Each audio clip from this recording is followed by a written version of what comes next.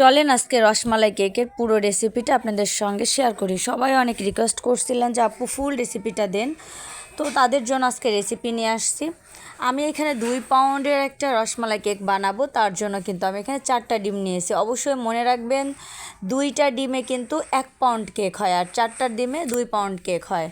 তো এখানে যেহেতু আমি 4টা ডিমের সাদা অংশটাকে আলাদা করে ফেলবো আর ডিমের কুসুমটাকে আলাদা করে ফেলবো। আস্তে আস্তে করে কুসুমটাকে আলাদা করে ফেলবেন এভাবে করে, কারণ যদি কুসুম চলে যায় তাহলে কিন্তু বিট করতে বেশি অসুবিধা হবে আপনাদের। তো আমি এইভাবে করে 4টা ডিমের কুসুমটাকে কিন্তু এইভাবে পর্যায়ক্রমে আলাদা করে ফেললাম। আর অবশ্যই ডিমটাকে আগে থেকে ভালো করে ধুয়ে রাখবেন, না হলে যদি ডিমের সাথে ময়লা থাকে তাহলে সেটা আবার প্রবলেম হবে। আমার 4টা ডিমের কুসুম আলাদা করা হয়ে গেছে। এইবার সাদা অংশটাকে কিন্তু আমি শুধু বিট করব। আমি কিন্তু এখানে ফার্স্টে কোনো চিনি অ্যাড করিনি, শুধু সাদা অংশটাকে এভাবে আপনার বিট করে নেবেন।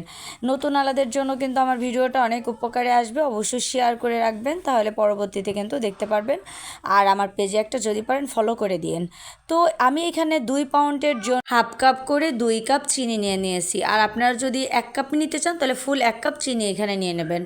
আমার কাছে যেহেতু 1 কাপের কাপ ছিল না, আমি হাফ কাপ করে 2বার চিনি নিয়েছি। এবার চিনি দিয়ে ভালো করে কিন্তু এটাকে বিট করতে হবে। আর আমি এখানে হচ্ছে ব্রাউন সুগারটা দিয়েছি। আপনারা চেষ্টা করবেন যে সাদা সুগার যেটা ওটা দিতে। আমার কাছে আজকে সাদা সুগার ছিল না, এই জন্য আর কি আমি ব্রাউন সুগারটা অ্যাড করছি।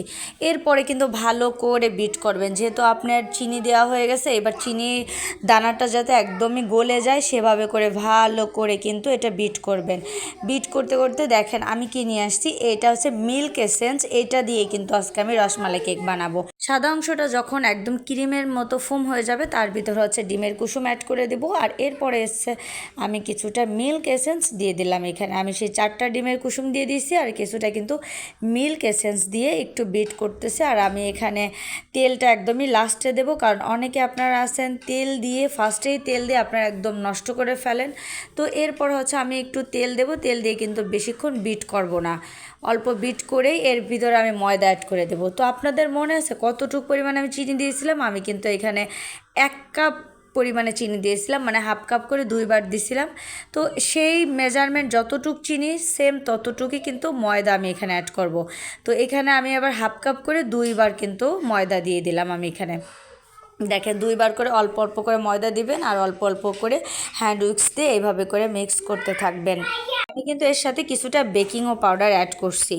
তো এরপর আস্তে আস্তে করে এভাবে চালনি দিয়ে চালবেন আর স্প্যাচুলার দিয়ে আস্তে আস্তে মিক্স করবেন। ওভার বিট করবেন না বা ওভার মিক্স করবেন না, তাহলে কিন্তু আপনার এই ম্যারাংটা নষ্ট হয়ে যাওয়ার সম্ভাবনা থেকে যাবে। আপনারা চাইলে এখানে 2-3 ফোঁটা হলুদ ফুড কালার অ্যাড করতে পারেন। আমি যেহেতু বাসার জন্য বানাচ্ছি এর জন্য হলুদ ফুড কালার অ্যাড করব না।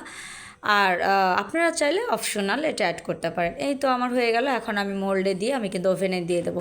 রেসিপিটা কেমন লাগছে অবশ্যই কমেন্ট করে জানাবেন, আর যদি ভালো লাগে শেয়ার করেন আর আমার পেজে একটা ফলো করে দিন। এইটা ডেকোরেশন ভিডিও কিন্তু কালকে পোস্ট করে দিব ইনশাল্লাহ। তো যদি ভালো লাগে কমেন্ট করবেন কেমন হয়েছে।